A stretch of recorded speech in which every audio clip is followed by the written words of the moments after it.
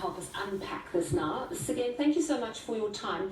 I know that you've had a close look at this second wave, and we're going to unpack by province in a moment. But what I want to know from you is, how bad is it going to get? Is it going to be worse than the first wave, do you think, for having a look at the numbers? And when are we likely to hit the worst of it? Well, Western Cape is already worse than the first wave, and Eastern Cape is just as bad. So I expect KZN and Gauteng to be no different, and they both will probably surpass the first wave at some point, I assume. Wow, that's quite distressing news. I'm going to start, we're going to bring up a graph of the Western Cape, and you've made the point already that the numbers are already worse than they were in the first wave. Just talk through what the numbers are telling you. Yeah, so if you look at the average, it's already above, way above what the first peak was. The last 4 days at 2,500 cases each. And hospital numbers are almost as high as where they were in the first wave, and we're not even close to the peak of the second wave. So things are going to get much worse going through Christmas and through New Year's in Western Cape. And it's interesting because we know that the Western Cape managed their hospital admissions quite well, but now you make the point that their numbers are already worse than they were in the first peak. Plus, they've got the holiday season influx. Have you had a look at hospitalization admissions and that sort of thing as well?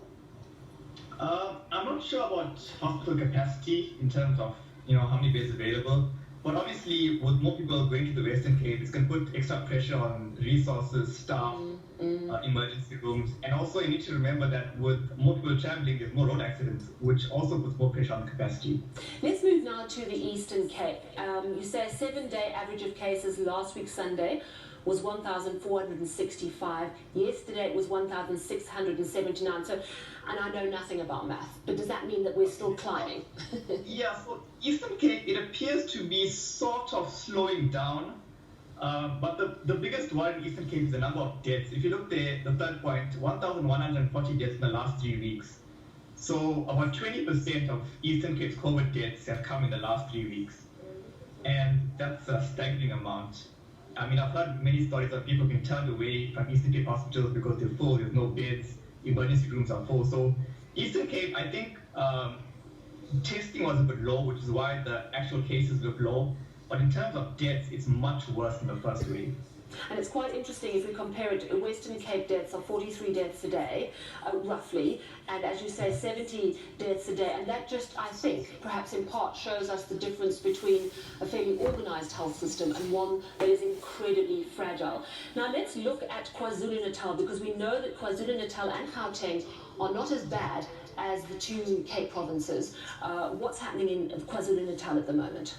Well, KZN is not as bad as yet, but the rate at which KZN is going up is actually quicker than the rate at which Western Cape is going up.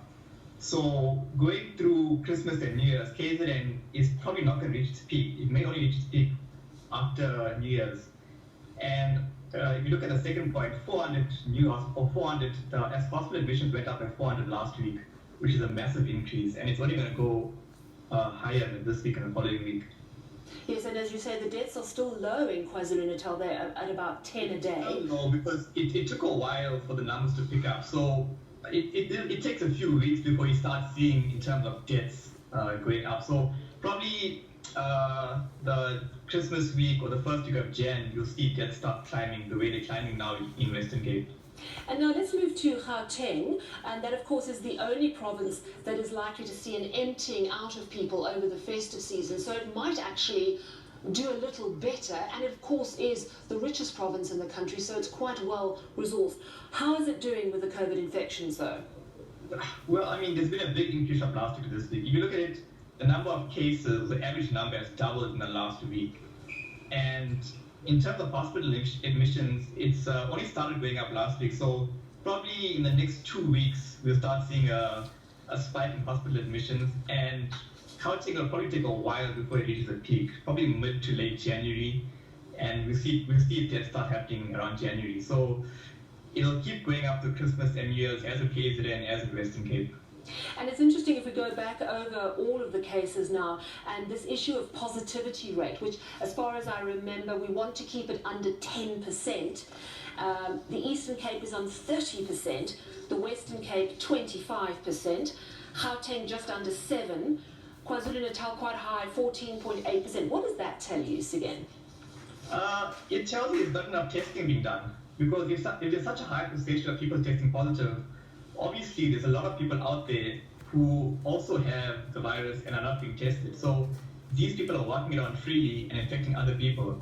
So a high positivity rate is not good because it shows that testing is, and if you look at, I don't have the testing graph here, but if you look at the testing graph, it's actually much lower than what it was during June and July. Testing hasn't really gone up as much as it should have. So we really need to up our testing. I'm gonna ask you a slightly curveball question, but I'm pretty sure you're a quick thinker. One of the issues is around behaviour change, and we're simply not seeing enough behaviour change. How do you factor that into your maths equations? Well, that's the biggest problem when you're trying to predict because people's behavior is so random. So it's hard to know where people will be in 1 week's time, 2 weeks' time, individuals, where they're going to move. So that's what makes it so hard to predict where the numbers are going to go. And I'm hoping that if people see these graphs and see where the numbers are going, they'll change their behavior because